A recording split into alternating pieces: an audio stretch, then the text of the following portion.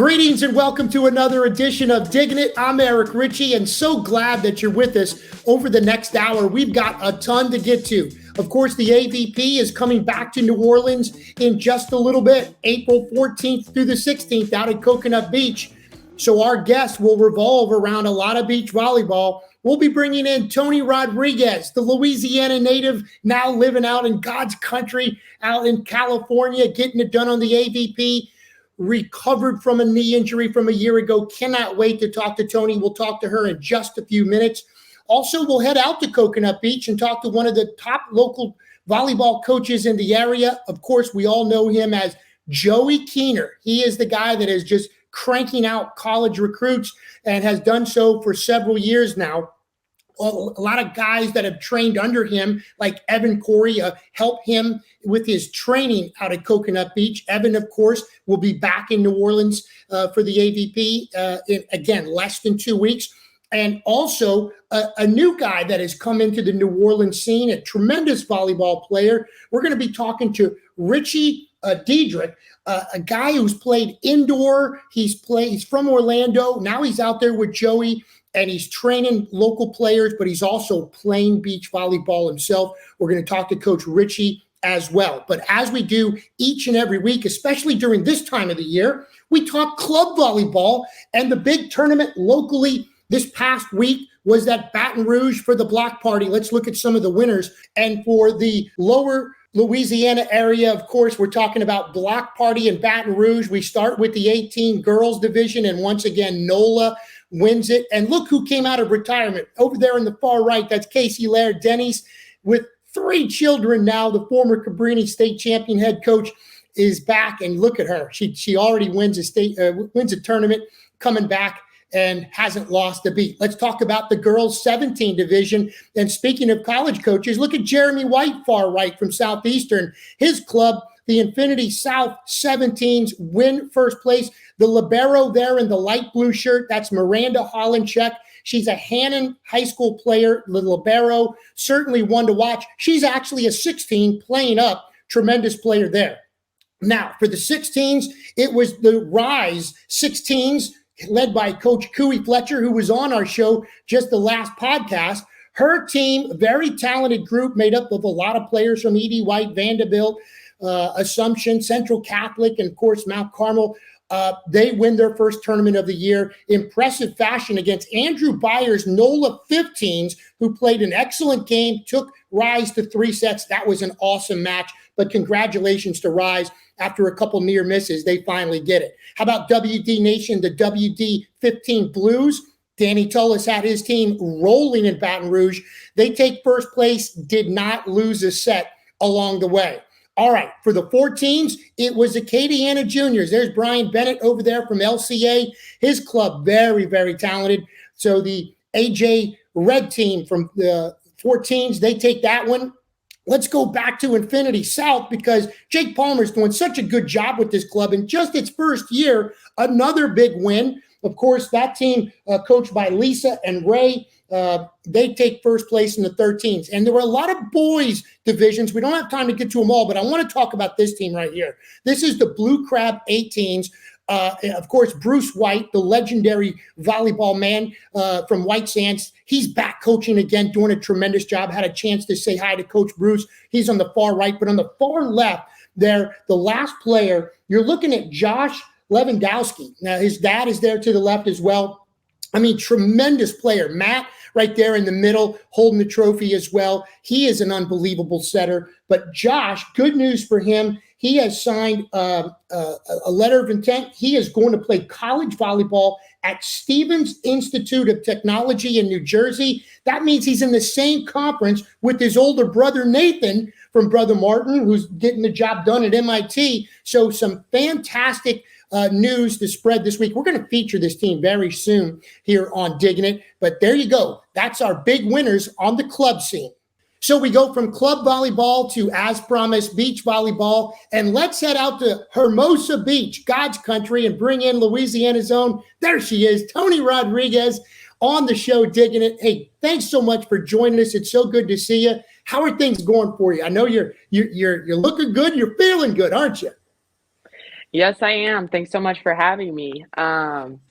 Yeah, things are going great out here in California. We just got back from Mexico, me and my partner Savvy, and yeah, we're looking forward to what's next.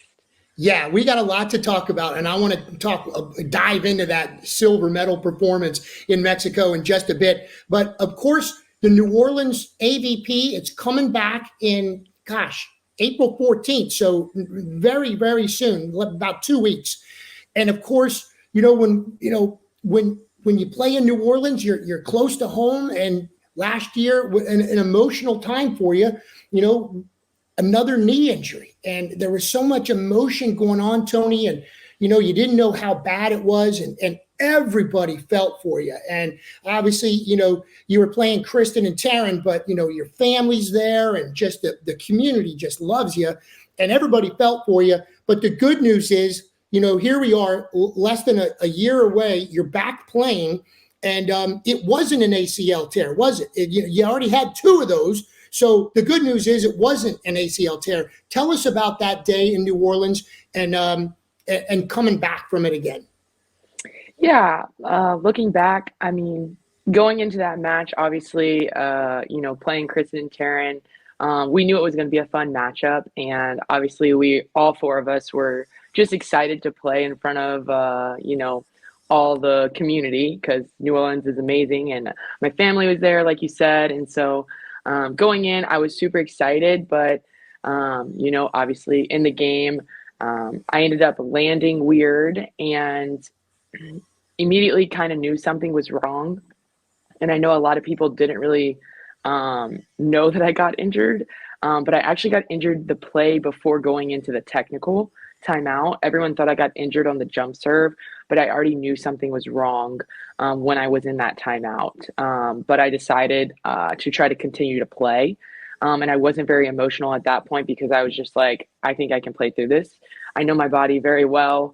And anytime I do something weird or make a weird movement and it is around the knee, I kind of like evaluate in my head, okay, like, am I okay? Was this just something weird? Am I actually hurt? So I just was kind of like, I'm going to try to play on this because maybe it's not as bad as I think. And then when I did the jump serve, landing and trying to run, I knew something was immediately wrong. Um, and so obviously, we took the medical and just sitting down, like, just, there's so many emotions that run through your head at that point, whether they're the worst possible, possibility or like a minimal like injury. Right, So right.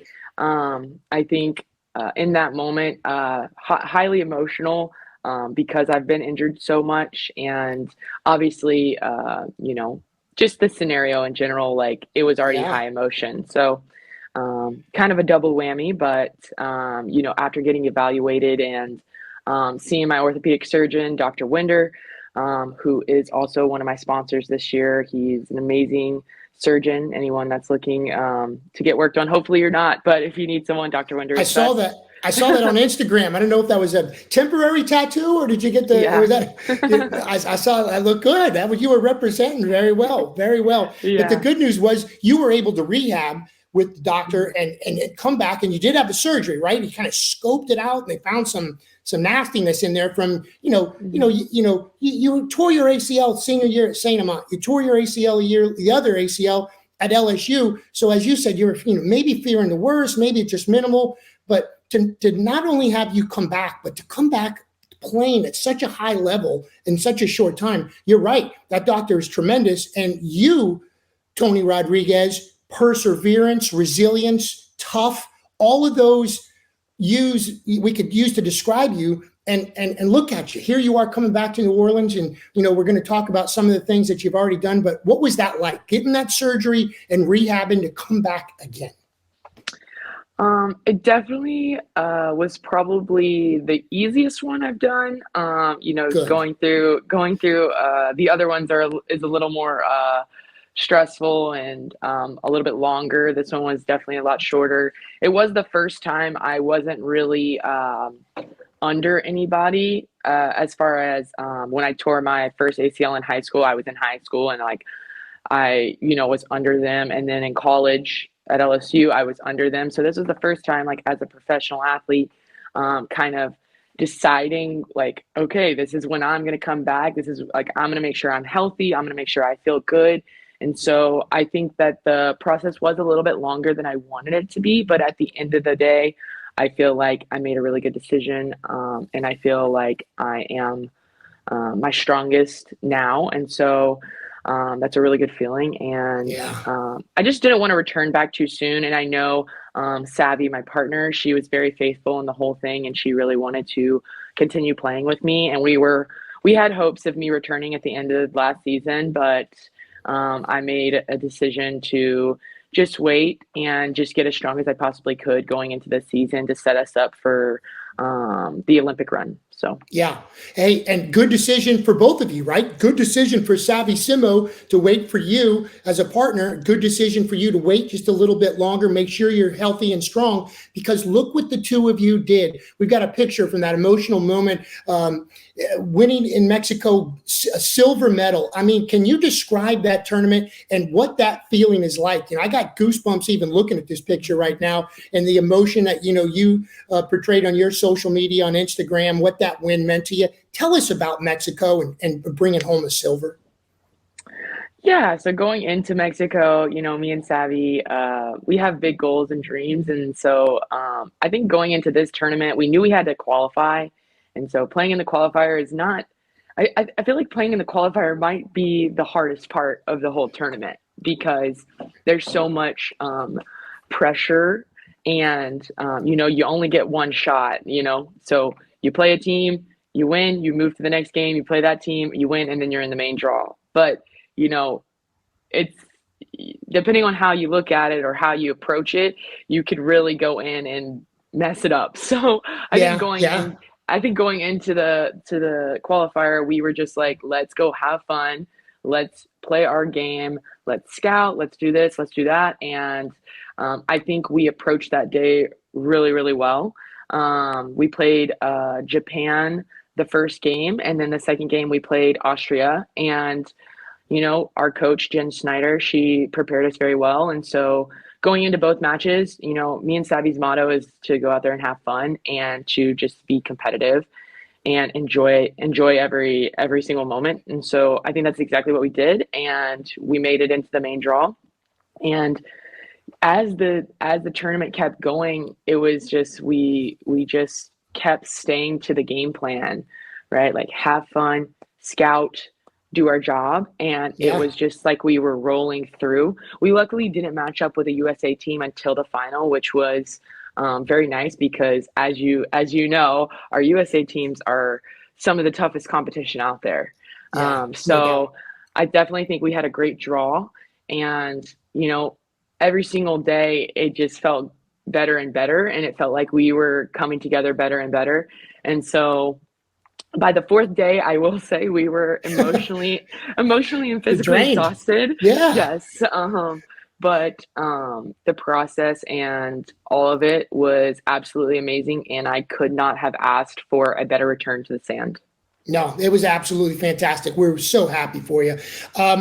If you can explain, and again, I picked up beach volleyball late just because my daughter Emma, you know, picked up the sport a couple years ago, and you know, we dove into it head first.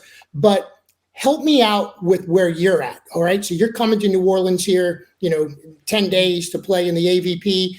But you're also, as you just said, playing internationally to get those international points to qualify and hopefully make the Olympic team. How does that work? As you head into this 2023 season, you and Savvy, you're doing some AVP, so how does that work, and what is your focus, I guess, in this season? This season, so for me personally, I don't have a lot of international points. So Savvy was able to last year play with a couple of different partners and go and play overseas and get some of those points going into this year. So now I'm just trying to kind of make up my points. So obviously finishing in La Paz at a second was very, very big for us and for my points. And then earlier in the season, in February, we actually traveled to Doha and played in the qualifier for the Elite 16, Yep. which was a very, very long travel. But we did it because regardless of if we qualified or not, I was going to gain points. So I feel like we're doing a really good job of getting those points that we need to continue to push towards that goal. Good. Um, it's kind of tricky, and I don't know everything about international. I'm going to be honest with you. I'm still learning every day something new about it, but our goal is to right now we're in the qualifier for the challengers, which is the second level. Our goal is to eventually get to the Elite 16s because that's kind of the only way you want to be in the main draw of the Elite 16s because that's Yes. where you're going to get the most points. That's where you're going to play the toughest competition. And Yep. so our goal by the end of the year is hopefully to be there. Yes, yes. Well, you have an entire community pulling for you. I can tell you that. And I'm gonna backtrack in your career a little bit and kind of segue it from your injury last year. I know you stayed close to home in Louisiana. I think you worked out at back at your old LSU stomping grounds with their trainers and strength and conditioning guys.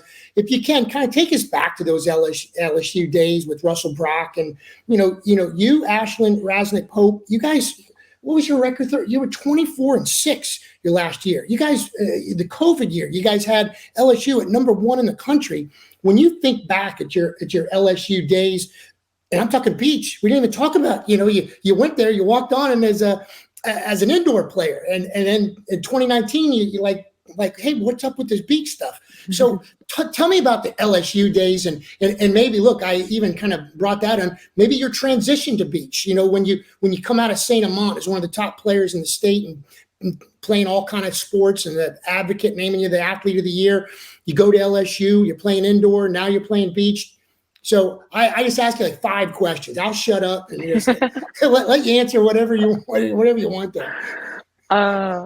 It's funny. I actually just texted Ashlyn. She's at USC now, and That's so right.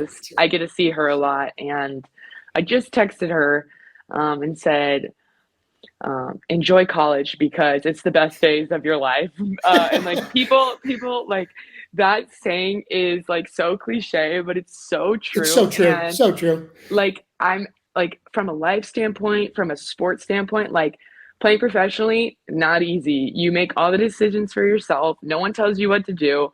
I was just basically telling her to enjoy it because after like you're on your own Stress, basically. stress, real life um, problems, adult but problems.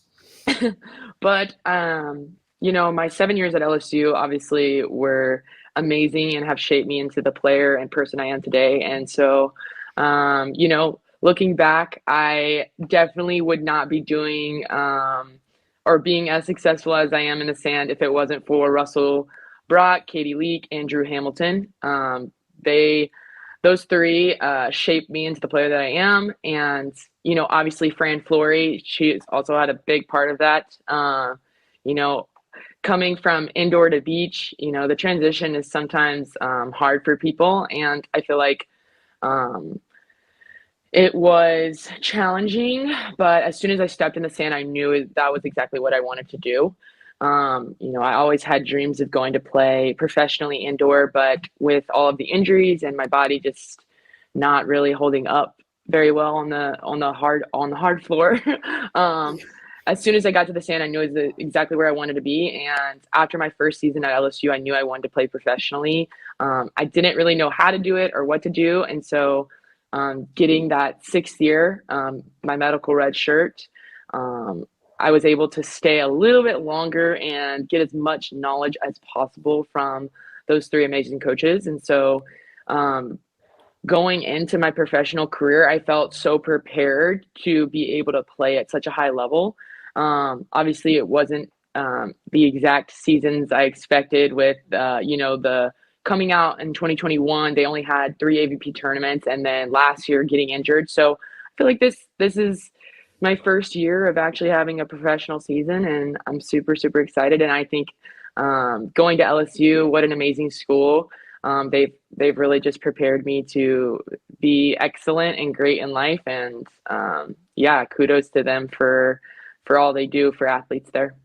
No doubt, no doubt. And you just kind of rolls off the tongue. My 7 years at LSU. Wait, 7 years? What? But you get 3 degrees. 3 degrees. Tell us what your degrees are in. So I have a bachelor's and master's in kinesiology. My bachelor's is in physical activity and health, and then my master's is in pedagogy and psychological sciences, which is the science of teaching and learning. That was basically the closest thing they had to coaching because that's what I want to do. That's what I want Nice, to do after I'm done nice. playing. And then I also have a master's in leadership and human resources. That is awesome. I can't even spell your second degree, so I'm not even going to even go back to that. But look, we're playing, back in time. Let's go back to Saint Amant and playing for Allison Didier Leak, who's now the head coach at Parkview Baptist. I know you're still close to Allison, and I know you do some great clinics and privates and a lot of good stuff. But what were those years like? But because I looked up your stats, I think your senior year before the injury, or before the injury, you were averaging 22 kills, I think 6 blocks, and double-digit digs per game. What were those years like, and what do you remember when you think back at your high school career? The memory that always comes to mind, which I don't really remember it, but Allison and her dad, Chip, always tell me that my first time ever playing varsity, which was my freshman year, and I literally was a baby deer out there, like had no idea what I was doing. But first time playing varsity, I tried to block a serve, which is which is not a thing. And they love to tell me that story, and say just laugh at me like I can't believe you did this. And I was like, That's pretty funny. so Well, clueless. But yeah, I mean, going back to Sandoval, I mean, what an amazing coach Allison is. She is somebody that I still look up to every day, and somebody that is so important to me. And she is still a huge part of my life. It's funny, I just got off the phone with her about 2 days ago, and I keep her updated. And I look at her as a mentor and as a friend and as somebody that taught me how to play volleyball. yeah, yeah. Her and Danny Tullis. I mean, those two people are the people that taught me how to play. I wouldn't be here today without either one of those two. Um, You and did I you play club for WD I played with Coach club. Danny? Before WD was a thing, Yeah. I played for Louisiana Volleyball, and then I Oh played yeah, for yeah. VIA when that was Okay. a thing back in the day. And Yeah, and Coach Danny was your coach at which one of those clubs? he At both was of them. for both. Yeah, for For both. both. Okay. Oh, Got it. well, no, Louisiana Volleyball. He was my coach, and then I played for Jimmy Miranda and Okay. Okay. for VIA. Yeah. Got it. But yeah, I just think that those two are incredible coaches, and they're really making a difference for Louisiana volleyball. But yeah, as far as going back to high school, I mean, I asked Allison to play every position possible. As soon as I fell in love with that sport, I was like, I'm ready to go. I was asking her to set. I was asking her to play back row. I was asking her to do everything. I was like, let me do everything. I want to try it. I want to learn. I want to get better. I want to be able to be wherever you need me. And so I just think that high school was just such a fun opportunity to like learn the game. And then obviously getting injured, looking back, the silver lining around that was I got to sit on the bench with her and learn all about coaching and getting to see how she interacts with players and getting to learn more and more about what it takes to create a successful program. And so I think that was a huge piece of my senior year, being super devastated, with the injury and then getting my scholarship pulled from Tennessee. That was one of the biggest positives was getting to just learn from her and getting to be that supportive cheerleader person on the sideline to help my teammates. So That's great. That's great. And we've had similar experiences with both Allison and Coach Chip. What they've done with my daughter's been awesome as well. Okay, let's talk about this California life, huh? You're out there in Hermosa Beach. You're making some Cajun dishes for your peeps out there, though. What are you cooking Cajun food for these people? I've cooked gumbo. Nice. Yes, I've cooked gumbo. I've cooked The gumbo kind of jambalaya. good. Good. I've cooked jambalaya. I've cooked what else? Like chicken pot pie, like just like southern dishes Okay. that they're just kind of like, what is this? Like I've never had this before. Like everyone loves gumbo. I'm like, this is like a staple at my No house. doubt. Like you don't No doubt. understand. Like every winter we're having gumbo at least four What are you times. doing? You Like doing sausage gumbo? You put some shrimp or boiled egg um in there? What do you put in your gumbo? I love chicken sausage gumbo. Chicken That's sausage that's gumbo. my favorite. That's my favorite for I'm sure. getting With some hungry. potato salad. With potato salad. Yeah. Ooh, yes, indeed. Yeah. God, we might have to go to a commercial real quick just to go. No, we got more to go. We got more to go. Not much more, but we still want to talk a little bit about coming back to New Orleans. What are your expectations? Kind of take me through maybe the itinerary. What about the fans here that want to say hi to you and see you? Bring us up to date on all that and what we can expect from Tony Rodriguez and Savvy when you come back to Coconut Beach here April 14th for AVP. Yeah, so this Sunday we're actually leaving for our technically our third international tournament, and we're headed to Brazil. And we will be in Brazil from Monday until Sunday, until after the tournament's over, and then we'll be flying straight to New Orleans, which I am super excited. I have not seen my family since Thanksgiving break, so it's definitely time to get some hugs and get some time to visit with them. So Monday I will land in New Orleans, and Monday and Tuesday, me and Savvy will probably take as recovery days. And then Wednesday, Thursday, we both have some clinics going on, one at White Sands, and then we have some clinics going on through Flight School, the company that I work for, at Coconut Beach. Flight School is a company that Chase Frishman started, and it is to support the pros. So we will Okay, great, have a great. couple of people out there. We will have a philanthropic clinic for kids with a nonprofit out in New Orleans, which is super exciting. And then we'll have a happy hour with the pros, which will be just adults. And it's just a fun time to get to connect with the pros that are playing on Friday. And yeah, it'll be a fun event. And then, going into the weekend, me and Savvy are just super excited. We had to make a decision of whether or not we were going to play in New Orleans because they had two back-to-back challengers in Brazil. And, from the start of making that decision, we were kind of like, we don't want to miss this tournament. Like we love Louisiana. Obviously, I love Louisiana. She loves Louisiana now because she's dating Evan Corey, and it was a hard decision, but like we knew deep down we really wanted to be there, and we really wanted to be in that atmosphere and to get a second chance at such a great tournament last year. So we're just super excited. I know for me, I am 100% excited to see my family and to visit with friends and just to see people there. To have that support at tournaments is really special, and I think that's my favorite thing is looking over and seeing people that I care about so much able to watch me and cheer me on. So Well, we can't wait to see you get back home soon. And we're going to cut this part of the podcast and put that on social media for people to find out, what's on your itinerary. But give us your social media, throw that out there so people know that you can look there and find out some more details about you and your career. So if you want to follow me on social media, you can find me on Instagram at It's Big Toe, toe spelled like go. I was given that nickname in college, so that is what I'm sticking with for now. And if you want to follow me on Facebook, it's just Toni T. Rodriguez.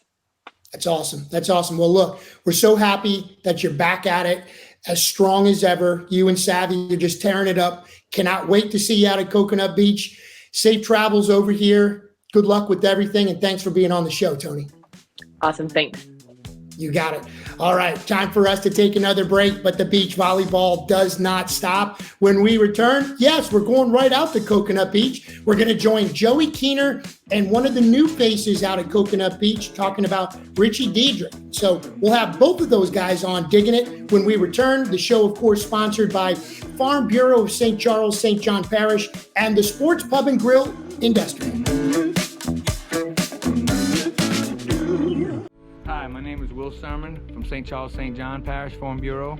On behalf of my entire staff, I want to wish all the players and coaches the best of luck. Real service, real people.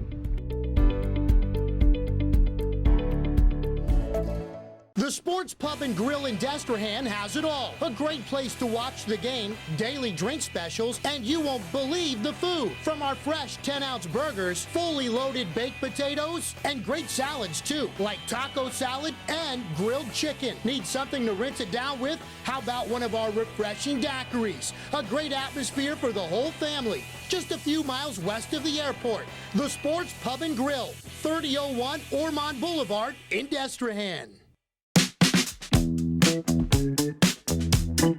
Welcome back to Digging It with Eric Richey. Once again, yes, indeed, the beach volleyball theme continues on this podcast.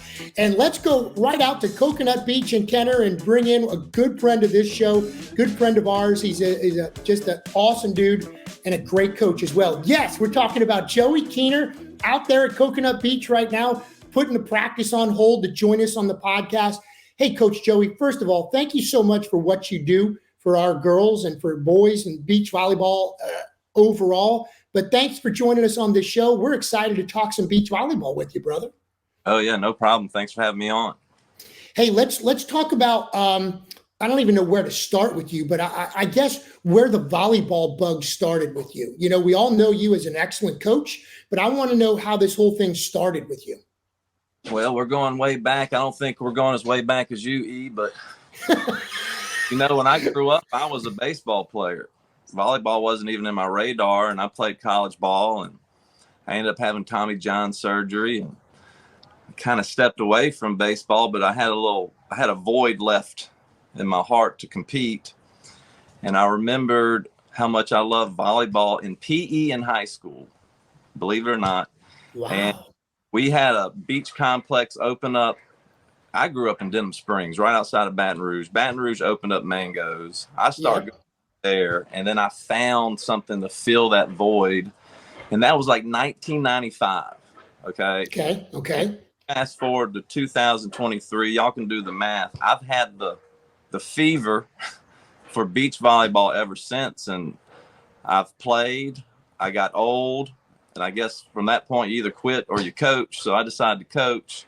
And that's where I'm at today. And I still have that fever. I still love it. You know, I'm out here with my open / professional players about to get a practice in, get ready for the New Orleans event. So that's kind of it in a nutshell, man. It happened back in 95 and it never left me.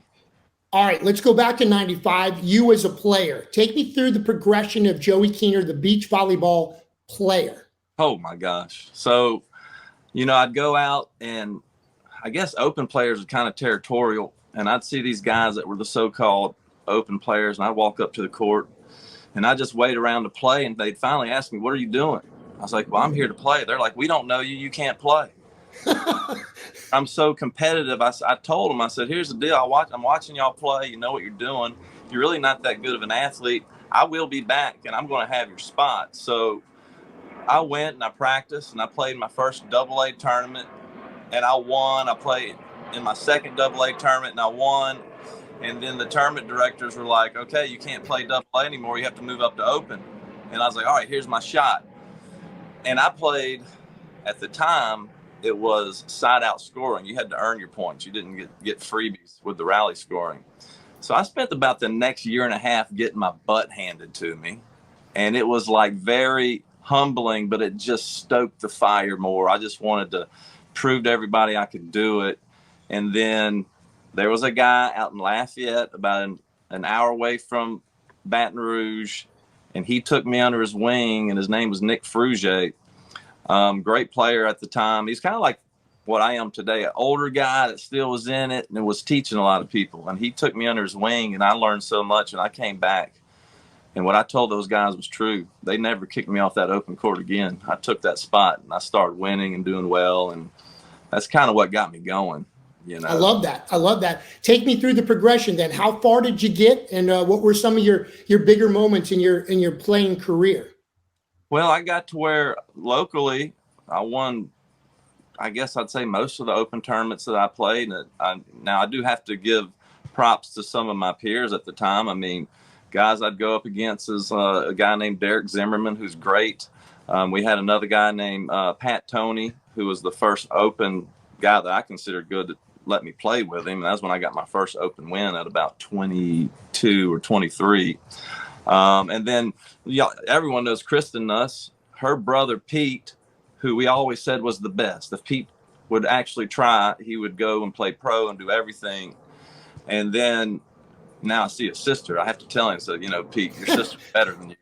And he goes, yeah, I know. But I mean, as far as I didn't take it as far as the AVP. I just loved it. I kind of outgrew locally. I would travel to like Texas, Florida. I qualified for some tournaments out in California. But I wasn't like that elite athlete. I'm okay to say it. You know, I had to win with my brain. You know, I didn't have the biggest hops. I didn't run the fastest. I wasn't the tallest, but I felt like I could beat anyone, but it was not something I was going to make a career out of. So I got a job out of college. So I was doing volleyball and a full-time job. But I will say this, it's kind of funny. I would never take a job that would interfere with my volleyball. That's how much I love it. That's awesome. Off at the right time to go practice and train. And I think with the way I knew I had to play and the way I had to win was all like mental and cerebral, that when I did transition into coaching, like that served me well to really have to think about the game, you know, really have to figure out, okay, I don't jump as high, so how can I beat my opponent? You know, so that, I guess those years of training that way helped me become I think I'm a decent coach, but I mean, other people might say different. I think it's helped. You're an excellent coach, and it did help you. But my question is, take me through the origins of you coaching. You know, when did Joey Keener, the beach player, say, you know what? You know, I am cerebral. I do think a lot on the court. Maybe I could pass this on. When did you make that decision to be a coach? So I love this story. 2016, you know, a lot of the volleyball people locally know of the area, but on the North Shore, a complex was open called Diggs. And Brandon Migliore, who to me is just a genius, he calls me up one day, and I've known Brandon for a while. He has 2 daughters that played college ball, and he had this complex, and he calls me up, and LSU's doing clinics. And I think it was like a dead period, and he calls me and he says, hey, look, LSU's been doing these clinics. We've got these athletes that want to keep training. The LSU coaches cannot coach. Can you come and coach? I'm like, man, I guess, how many kids are we talking about? He's, not that many, like 6 or so. I was like, okay. At the time, I didn't work with more than about 4 to 6 kids. So I'm like, yeah, that'd be fine. I'll come in there, do a few things. Well, I get there, it's like 12 to 16 kids. I've been getting thrown into the fire, and I'm like, oh man, okay, I've got to figure this out quick. So we go through, it was like May. We go through May, end up having a good time. The kids were giving me a lot of good feedback. And then afterwards, we got done with it, and Brandon's like, hey man, you know, I'm getting a lot of good feedback from these kids. I'm getting a lot of good feedback from their parents. Can you do some private lessons now? And I was like, I don't know. I got to talk to my wife. This is a pretty good drive from my house, about an hour away. And so my wife's all right. Yeah, that's cool. So I do the private lessons. And this was 2016. We get to the end of 2016. I'm doing these private lessons, and he says, dude, I love what you're doing. let's start a club. And I'm like, are you serious right now? So that's kind of how it started. Is Brandon Migliore is the brainchild of starting what I think was the first beach club out of Diggs, out of his complex. I think he had 6 outdoor courts and an indoor court, beach court, which was awesome. And then 2017, we hit it running, and our first generation kids came through. He recruited almost every single one of them. And man, I want to say out of that first generation, we sent about 20 kids to college. I mean, it was unbelievable, the talent that he went and got for us, and we developed that talent. And so if you really want to know the true origin of me truly becoming a juniors coach, that is it. That is it.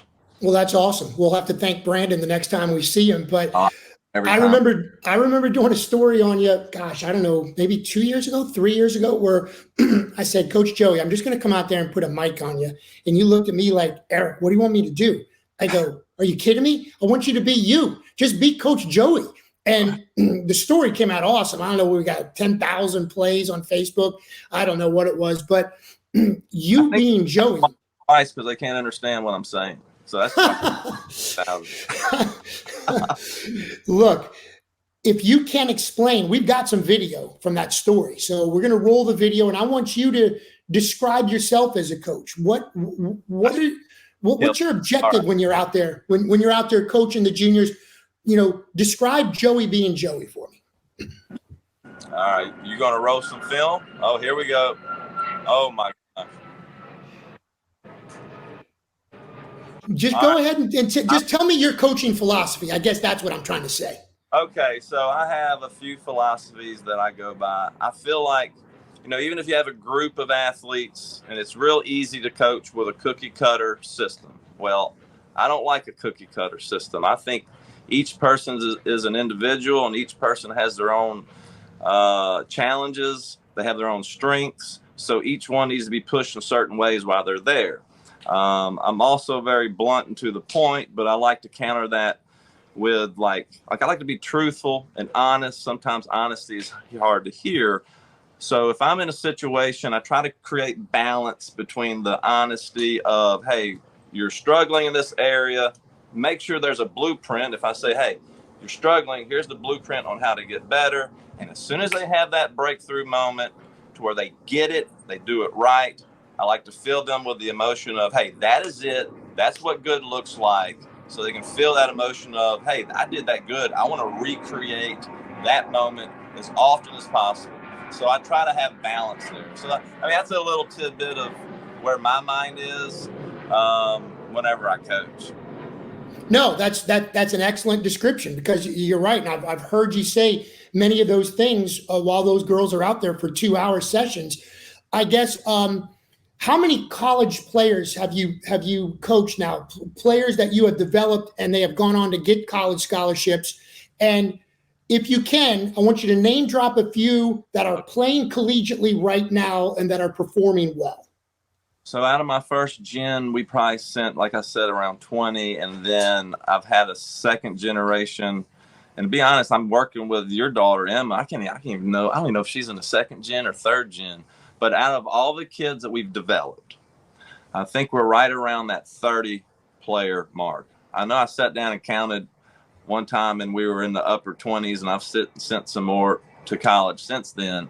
And just to name drop a few, we have Lila Bordes that's out at Georgia State. We've got Madeline Marquez, well, who's up at ULM. We've got Julie at ULM. Southern Miss has, and if I'm missing some of you ladies, I'm sorry. I love all y'all. We have Taylor Pierce that's over at Southern Miss. We have Madison Cassidy, who's at Southern Miss. Golly, we've got so many. Let me think. LSU, we had Macy Migliore, who was over there. We've got Madison Myers, who's over there at LSU. Parker Bracken at LSU. So that's just the few off the. Oh, Emily Myers is over at let me not miss this. Florida International. Yeah. Florida. So those are just the few off the top of my head who have come through. Mick over at Spring Hill. We've got Elizabeth Hardorn at Spring Hill. So yeah, man, we got them all over the place. It's crazy. Well, I remember the first time that we went to Diggs, and I think Emma was maybe 10 or 11, and you saw something special in her, and you're like, hey, look, I want you to come up to Diggs. And we walked up and down the court at Diggs, and you're like, Spring Hill, Arizona State, LSU. It was incredible. Like every girl out there, you said were, and you were right. They were headed to the collegiate scene. And now there's another wave. And, the juniors that you have right now, you have a special group. I mean, the Voce sisters, Marilyn and Virginia, Olivia Meyer, Laurel Cassidy, Madison's younger sister, Bella right now is playing outstanding. I could go on and on. Tell me about these players that you have right now that, I mean, there's college potential all over the place. Yeah, I would say, look, Eric, I'd throw Emma, your daughter, in there too. This next group coming in is just, I guess the first thing they say, I'm blessed, man.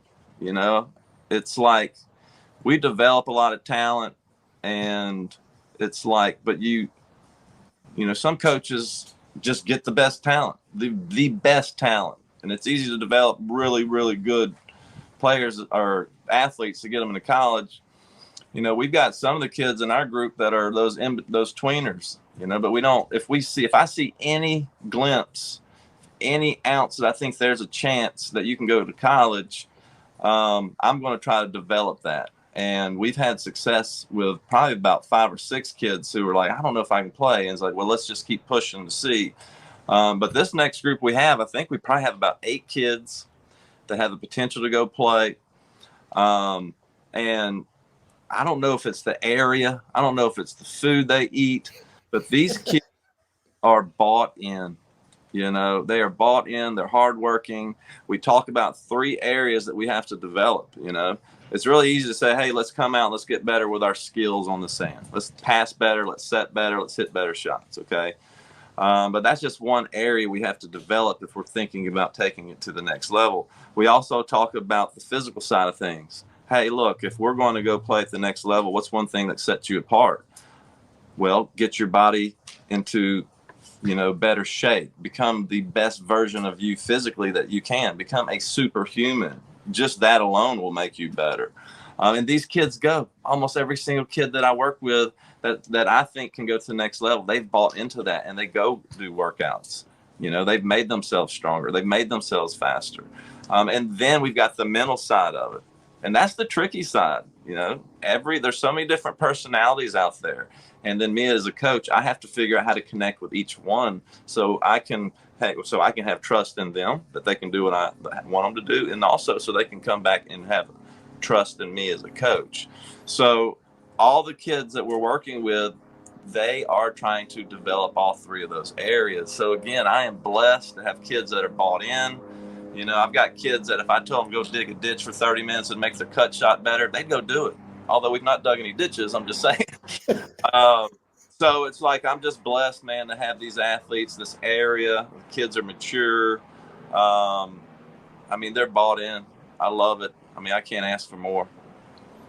Hey, we're going to get to one of the new guys in town, a guy that you've been working with, Richie Diedrich, in just a bit. But AVP is coming to town real soon, April 14th to the 16th.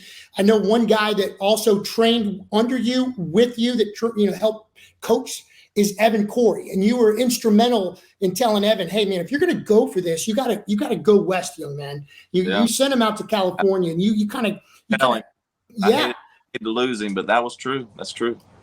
Tell me about Evan's development, what this year is going to be like for him. I see he's back with Logan Weber as his teammate again. I think that's big. And just tell me about AVP come to New Orleans and Evan, and then we'll get to Richie. Yeah, Evan is, you talk about someone that showed up with so much maturity for a young kid, so much athleticism. He's the best athlete I've ever worked with. It's just like you get this and the sky is the limit. And, I guess it was around 2019, we start this journey, and he's always played beach. I can't say he was just a newbie to it. And he had a really good mentor starting off with Derek Zimmerman. and got to get his first open. The crazy thing is, Evan gets his first open win playing with Derek, but guess who he beat? He beat me. Come on, bro. So Evan has developed from an indoor guy, because he played at Lincoln Memorial, and he's already to the big time, man. We go through 2 years from 2019, 2020, and COVID was really tough on a lot of people, but we took it as an opportunity to spend more time together on the sand and push and hone our craft. And then the next thing you know, you remember, Evan wins a big AVP tournament, his first huge tournament here in New Orleans, which was huge, his own hometown with Logan. And then they both break into the big time, into the main draw. They have a little bit of a split where Evan played with Billy, and then Logan got opportunity to play with a legend, John Hayden, for a while, and then circle back around, and now they're back together making an Olympic run. So you talk about starting at the bottom and going all the way to the top. He's doing it, man. And you can't have a better guy. Right. No, I'm so excited to see Evan come back as well. And this whole community open arms welcomes him back. We're about to talk to Richie Diedrich, a guy that's been training with you out there at Coconut Beach. I want you to tell me a little bit about Richie, maybe introduce him, if you will. Tell us what kind of guy this guy is, and then we'll talk to Richie himself. Well, Richie, I'm still trying to figure out if there's something wrong with him, because he's so nice. I hate to say it, he's so handsome. If he's on time, he is a yes sir guy. If we come up with a game plan, he executes it from the beginning to the end. I was like, dude, I know you've got bodies in the closet or something somewhere. You're way too perfect, right? And every now and then, I think I see a mama or two kind of looking at him too long. I say, y'all got to cool it down over there. But anyway, Richie, the volleyball player, he's an indoor guy. He shows up. He can tell you more. I don't remember when he showed up, 6 to 8 months ago. I don't even remember how we got connected. And I hear about this new guys in town that's going to be this and that. And I'm like, I've heard it a million times, and half of them are like, they're not even any good. Then I get Richie out there, and I'm like, man, you're like so big and you're so athletic. I think we can do something with you. And then look, we fast forward from 8 months ago to now, and Richie practices almost 2 times a day, works out 2 times a day, watches film. He went from hardly being able to pass the ball in the sand to where now he can pass, he can set, he can jump set, he can do all these great things. And he's starting to rise up in the ranks a little bit, obviously Evan is our standard that we're trying to get to, and we want to try to recreate the same in Richie. And to me, he's on his way. I think he can do it. I love Richie. That's all I can say. Well, let's bring him on, and I'll leave you with this. Thank you so much. Again, I said from the onset, for what you do for volleyball in Louisiana, getting these players ready for the next level. That is a pat on the back thing that you need to do once in a while. And if not, we'll do it for you. Thanks for what you do with my daughter, Emma, who's developed her game and has listened to you, and she's conditioning twice a week, and her vertical increased 3 inches over the last 3 months. Emma's taking off. She's looking good. Well, we appreciate it for all you do. Can't wait to see you out at Coconut Beach here real soon. If you can, bring in your new guy, bring in Richie Diedrich as we continue to roll on here on Diggin It. All right, everybody, here's Richie.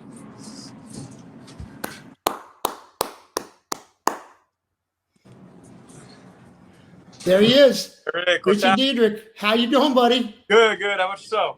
Everything is going great. So we just heard a little bit of your background from Coach Joey, but real quick, you can help lay the foundation. I know you're from the Orlando area. You're from Orlando. In high school, you were the Orlando Player of the Year, and if people know boys volleyball indoor, that's very competitive. So that's an awesome honor. You go to collegiately to IPFW, Indiana, Purdue at Fort Wayne. You were a stud there as well. And now you're doing this beach thing, and you're here in New Orleans assisting at Tulane, the women's team. Go ahead and just kind of give us your background and what brought you to New Orleans. Yeah, it's kind of a crazy story. But really, it started out, I was a football, basketball player, didn't know much about volleyball. My oldest sister kind of picked it up fairly late in terms of women's volleyball.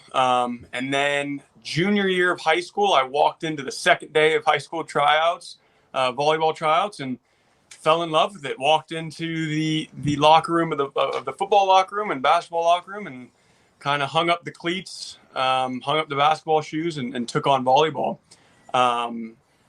Was fortunate enough to have a couple good years on the court, and like you said, IPFW saw me, and they saw something in me. I don't know exactly what it was, but they took me on, and I spent the last 5 years there. Had an incredible time there, not only just volleyball, but just growing as a human and learning a lot of good things. And then my girlfriend actually got the coaching job at Tulane. She's the assistant coach for the indoor team. That's what brought us to New Orleans. And who would have thought I'd get into beach volleyball in New Orleans, Louisiana? But here we are. That's great. That's a great story. And it seems like everyone we have on the show, Richie, has a unique story like that, right? You're playing football, you're playing basketball, you're like, yeah, I'll try this out. You fall in love with it. You know, you can't coach. You're 6'8". I think you're 6'8". Is that right? Yeah. 6'8". So, you know, you've got that, you know, blessed. I think you played middle in college, but, you know, you dominated in high school to the tune at Dr. Phillips High School. You get the Orlando Area Player of the Year. I mean, how huge is that? Kind of describe yourself as a player. We even have a picture of you at IPFW when you were playing. I think you played middle in college, outside in high school, but describe yourself as a player on the indoor scene. You know, it's funny. It's I don't know really how to describe it other than I just was able to work hard enough to get me into a position that worked. Yeah, there I am on the indoor court. Skying above the competition. Yeah, I'm gonna guess number 10 is about 6'5", and you're way over him. I'm sure he wasn't short, that's for sure. but yeah, I just tried to be the hardest worker in the gym. I wasn't always the best. I know Joey always talks about him being a real smart player. I've never considered myself the smartest on the court, but fortunately I've been able to kind of outwork people. And that's just worked out in my favor. Here's the difficult part.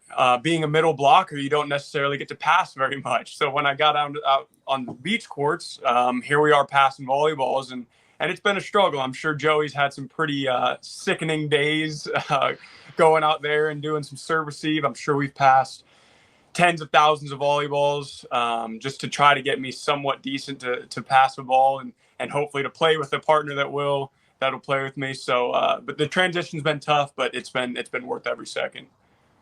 Excellent. So now you're into this beach game. Now, kind of take me through where you are right now. You talked about, you know, trying to get a partner and then, you know, taking that next step.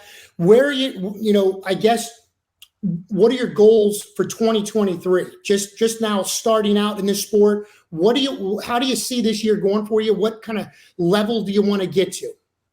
Yeah, Eric, that's great, man. And Joey and I have been talking about it. I think I've been out here for about 8 months. Time's kind of flown by, so I'm not sure exactly how long, but it's around 8.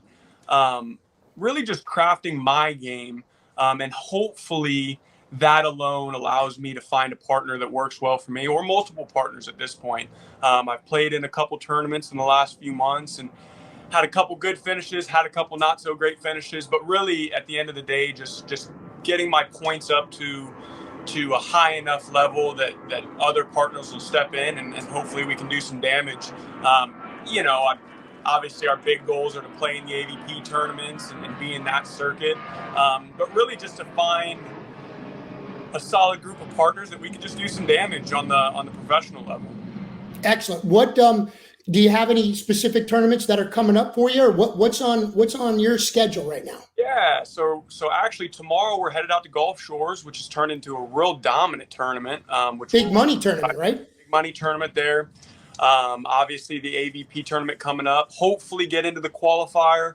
If not, they've got like a qualifier into the qualifier that we'll play with. Playing with Jordan Mercer on right now, which has been amazing. We played in a tournament last weekend. Again, didn't probably do as well as we had hoped, but a lot of promising things were the connections getting there and him setting me and vice versa. And we're doing some really good things. And I guess the tournament after that is probably FUD's coming up, which I'm excited about. I've never actually been to. That's outstanding. We'll be neighbors this weekend. Emma has an indoor tournament with Rise at Foley, so Great. It's always such a good time out there. And I know there'll be juniors as well. I know there's going to be a men's and women's open in Gulf Shores this weekend, but there'll also be a juniors tournament. I think they're playing on Sunday. So a lot going on. I guess I'll leave you with this. What your focus again? You got a couple tournaments coming up. What do you see that you need to improve, or what needs to happen for you to attain those goals that you've set? Lofty goals, but a guy that has so much, athleticism and, height and already, successful indoor career. What do you think you need to do to get to that next level? And how do you see the rest of the year playing out for you? Yeah.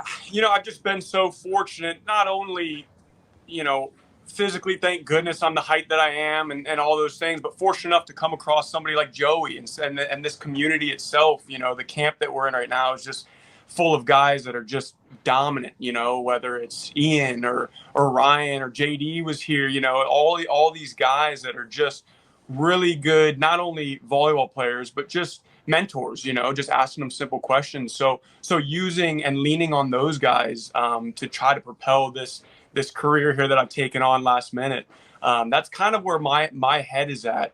And of course, hit those big goals, but hit the small ones on the way. Joey talks about just really enjoy the journey. And that's kind of the goal right now, is to hopefully appreciate each day out on the sand and out, in the gym. And if I do that, hopefully hit the main goal at some point this year or whenever that time comes. I love it. I've been enjoying the journey since we got into this beach volleyball thing. I can't think of a better sport for a parent to have their kid play. Like, I'm going to sit in a beach chair, have a cold drink, great music playing, and I'm just watching my daughter compete. That's a pretty cool sport. That's it. I've said it before, and I'll say it again, and shoot, I'll keep saying it. This sport is the greatest thing that could probably have ever happened to me. What other sport can you go out in the sun every day, wear board shorts, and and enjoy a bunch of great people? So I couldn't complain for a second.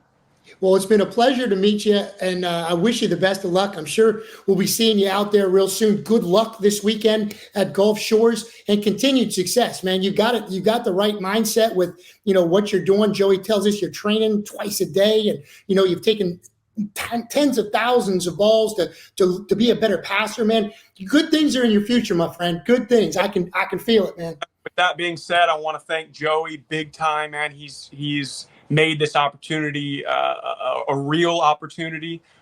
Thank you for sure for shedding light on such a great sport. And yeah, man, I'm excited for the journey, and hopefully we can take everybody along with us. So that's great. That's great. Thanks so much for your time today. Best of luck this weekend. And just like I said, man, continued success. Awesome. Thanks so much, Eric. All right. That was Richie Diedrich. And again, a guy who played indoor for high school and college, and now he's unleashing this professional beach volleyball career, man. We wish him the best. And again, we're going to talk a lot more beach next week on the podcast, and, get everyone ready for AVP coming to New Orleans. All right, let's take a break. Again, we're brought to you by Farm Bureau, St. Charles, St. John Parish, as well as the Sports Pub and Grill in Destrehan. We're back to tell you what's coming up on VSN after this. Hi, my name is Will Sermon from St. Charles, St. John Parish Farm Bureau. On behalf of my entire staff, I want to wish all the players and coaches the best of luck. Real service, real people. The Sports Pub and Grill in Destrehan has it all. A great place to watch the game, daily drink specials, and you won't believe the food. From our fresh 10-ounce burgers, fully loaded baked potatoes, and great salads too, like taco salad and grilled chicken. Need something to rinse it down with? How about one of our refreshing daiquiris? A great atmosphere for the whole family. Just a few miles west of the airport. The Sports Pub and Grill, 3001 Ormond Boulevard in Destrehan. So it's time to wrap up another edition of the Diggin It podcast. Again, we talk about what's coming up on VSN outside of volleyball. And it starts this weekend on Saturday, the Luke Ford Jr. Bayou River All-Star Basketball game. We'll have the girls game starting at 5, then the 3-point competition, and then the boys game, again, sponsored by the Thibodaux Regional Sports Medicine Center. Certainly an event we've been doing for years, and we look forward to this year's event as well. Again, that's on Saturday. Also this weekend, of course, we have Loyola Baseball back at home, St. Thomas More Lacrosse, and a lot of things coming up. Also, the JPRD track meet. We're super excited about that. Newman Baseball as well on Saturday. So Ascension Catholic, fresh off a big walk-off home run against Bruley last week, they'll be hosting Assumption. So that's what's coming up on VSN this week. And we certainly want to thank our guests on the show today, Toni Rodriguez, Joey Keener, and Richie Diedrich, all joined us on the Diggin It podcast. We thank our director, Justin Thomas. For all of the crew here at VSN, I'm Eric Richey. Thanks so much for watching, and we'll see you out at a volleyball tournament real soon, probably the AVP in New Orleans coming up.